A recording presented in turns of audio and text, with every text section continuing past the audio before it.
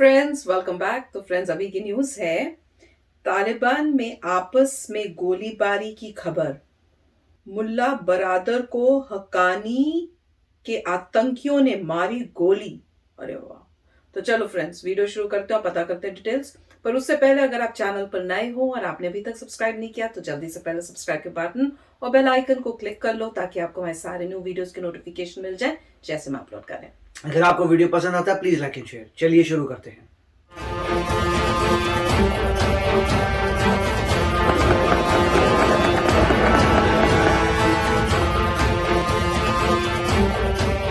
जिस अफगानिस्तान की धरती को तालिबान ने लहूलुहान किया, अब वहीं पर उसकी कब्र खुदनी शुरू हो गई है। दरअसल तालिबान के गुट में बड़ा खेल हो गया है। दावा किया जा रहा है कि हक्कानी नेटवर्क के नेता अनस हक्कानी और खलील हक्कानी की मुल्ला बरादर और मुल्ला याकूब के साथ झड़प हुई है। ये झड़प इसलिए हुई क्योंकि हक्कानी नेटवर्क सरकार में बड़ी हिस्सेदारी और उसके साथ ही साथ रक्षा मंत्री का पद मांग रहा था, लेकिन तालिबान ने पद देने से मना कर दिया। ये दावा एनआरएफ ने किया है। भारत तक इस खबर की पुष्टि नहीं करता है। चलिए अब आपको बताते हैं आखिर पूरा मसला क्या है। दरअसल एनआरएफ ने दावा किया है कि काबुल में तालिबान सरगनाओं के बीच फूट इतनी बढ़ गई कि गोलीबारी तक होने लगी। एनआरएफ ने ये भी दावा किया कि तालिबानी मुखिया मुल्ला बरादर इस गोलीबारी में घायल हो गए हैं और उसका इलाज आतंकियों का पालन पोषण करने वाले देश पाकिस्तान में किया जा रहा है। इसी गोलीबारी की वजह से अफगानिस्तान में नई सरकार की घोषणा अभी तक नहीं हो पाई। इसी घमासान को शांत करने के लिए पाकिस्तान को खुफिया एजेंसी प्रमुख जनरल फैज हमीद को काबुल भेजना पड़ा है। हालांकि तालिबान के नेताओं ने हक्कानी नेटवर्क को सरकार में कुछ महत्वपूर्ण पद देने की बात कही थी, क्योंकि जब तालिबान ने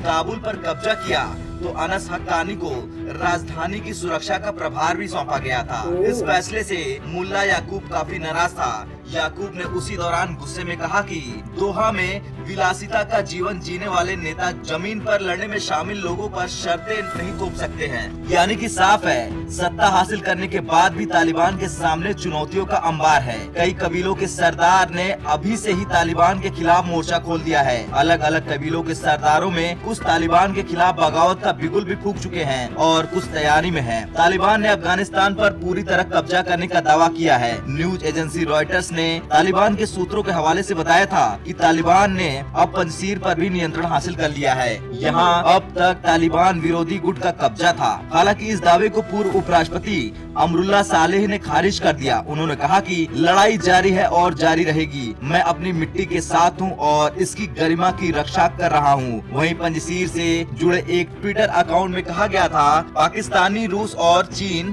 पंजशीर रेजिस्टेंस के खिलाफ प्रोपेगेंडा चला रहे हैं। खैर, नई सरकार में नेताओं की क्या भूमिका होगी, इस पर भी लगातार मंथन जारी है। देखना ये भी होगा कि क्या पूर्व राष्ट्रपति हामिद करजई और पूर्व मुख्य कार्यकारी डॉक्टर अब्दुल्ला जैसे नेताओं को तालिबान अपनी सरकार में शामिल करेगा या फिर नहीं।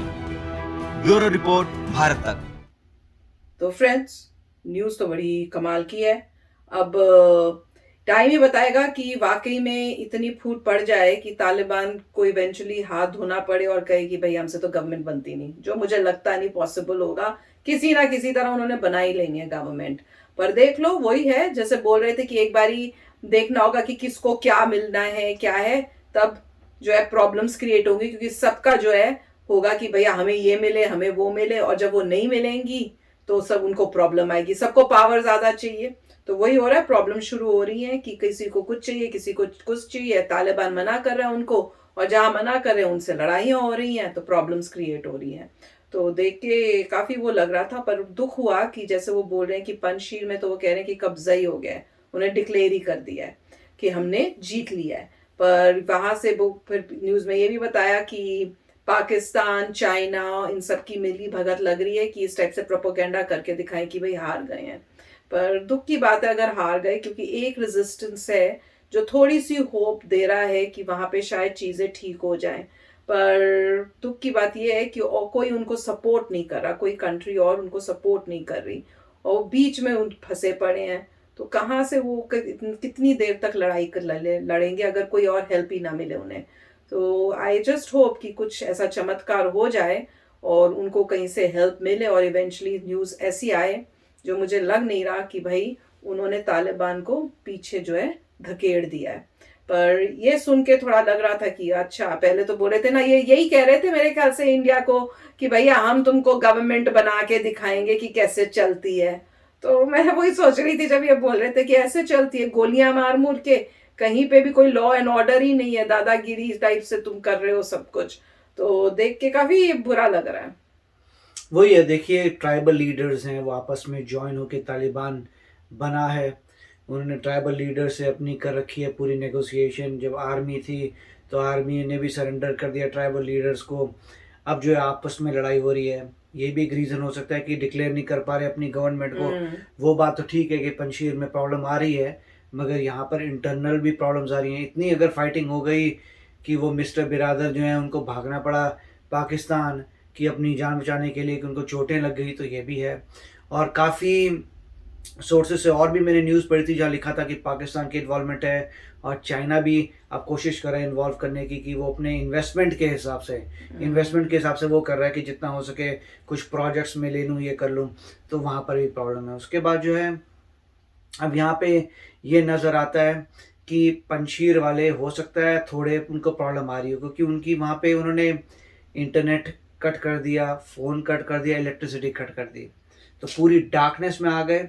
फिर भी मिस्टर साले जो हैं कुछ स्टेटमेंट्स दे पा रहे हैं बीबीसी को। इसका मतलब सैटेलाइट फ़ोन उनके पास होगा, सैटेलाइट फ़ोन होगा। उन्होंने कुछ कोलैबोरेशन किया होगा किसी सैटेलाइट कंपनी से, उनका फ़ोन ले लिया होगा, इंटरनेट उनके पास होगा सैटेलाइट के थ्रू, क्योंकि तभी वो ट्विटर वगैरह में या जो कह रहे हैं कि बीबीसी में इंफॉर्मेशन आ रही है उनसे कि ऐसा तालिबान कह रहा है कि जीत गए, बट हम एग्री नहीं करते, हम कह रहे हैं कि हम अभी भी फाइट कर रहे हैं।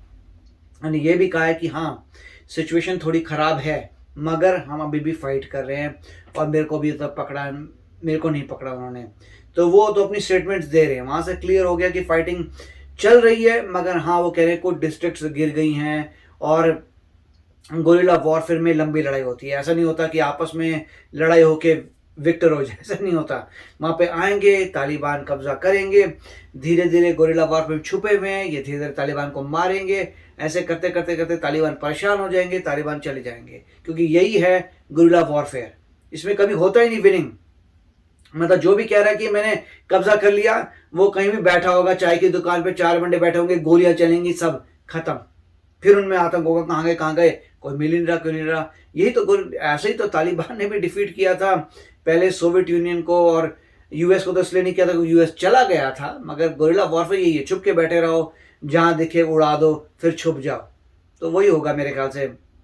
और जो बात कर रहे हैं ये कुछ, मतलब ये देखना पड़ेगा कि तालिबान वाकई जो है पुराने मिनिस्टर जो हैं, जैसे हमीद कारज़ाई कह रहे हैं, अब्दुल्ला कह रहे हैं कि उन लोगों को लेके आते हैं तो बात अलग हो जाएगी। क्योंकि फिर वो ये कह रहे हैं कि हमें थोड़े एजुकेटेड लोग भी चाहिए जो पहले कंट्री चला चुके हैं। उसका मतलब है तालिबान को ये पता लग रहा है कि भाई हम कंट्री जो है नहीं चला पाएंगे, हमें कोई पिछले वाले लोग चाहिए कंट्री चलाने के लिए। और ऐसा पता चल रहा है कि डोमेस्टिक फ़्लाइट्स शुरू हो गई हैं अफ़गानिस्तान में। मतलब डोमेस्टिक फ़्लाइट्स लैंड कर रही हैं, जा रही हैं, तो उन्होंने एयरपोर्ट तो खोल दिया है। विमेन का एक न्यूज़ आई थी कि जो औरतें बड़े सारा वो कर रही थी प्रोटेस्ट, उन सबको उन्होंने क्रश कर दिया प्रोटेस्ट को, तो वो वहाँ पे ख़त्म हो गया। तो इस तरीके से मतलब काफ़ी बातें सामने आ रही हैं। तो देखते हैं कि अफ़गानिस्तान में होता क्या है, और इसी पे लोगों की लाइट रहेगी कि वो अगर तो मॉडर्न लीडर्स को इन्वॉल्व करते हैं तो मामला ठीक हो जाएगा। और एक लास्ट ये न्यूज़ थी कि तालिबान कह रहा है कि वो क्रिकेट खेलेगा, मतलब क्रिकेट टीम खेलेगी। और मेरे ख्याल से अफ़गानिस्तान की क्रिकेट टीम बांग्लादेश गई है, साथ में तालिबान के मेंबर्स भी गए हैं। तो मतलब अफ़गानिस्तान की क्रिकेट टीम जो है वो बांग्लादेश गई है मैचेस खेलने के लिए, और उनमें से तालिबान के लीडर्स भी उनके साथ में है, जो भी उनका रिप्रेजेंटेटिव है साथ गया है। हाँ, मतलब साथ में जो भी मतलब लीडर है उनका, क्योंकि क्रिकेट टीम का लीडर जो भी स्पोर्ट्स का मिनिस्टर होगा, ऐसा कुछ होगा, वो भी तालिबान का आदमी है। तो एक फोटो मैंने देखी थी, उसमें तालिबान के भाई साहब खड़े हुए थे और साइड और साथ में पूरी अफगानिस्तान की क्रिकेट टीम थी। तो अच्छी न्यूज़ लग रही है। देखते हैं हम और क्या क्या होता है, क्या क्या न्यूज आती हैं। तो चलो फ्रेंड्स, चलते हैं, मिलेंगे नेक्स्ट वीडियो में बहुत ही जल्द। Till then take care and bye bye. तो अगर आप मेरे इस चैनल पे नए हो तो जल्दी से सब्सक्राइब के बटन को हिट करो और बेल आइकन को क्लिक करो ताकि आपको मेरा जब नया वीडियो मैं लगाऊं आपको उसके बारे में जल्दी से पता चल जाए।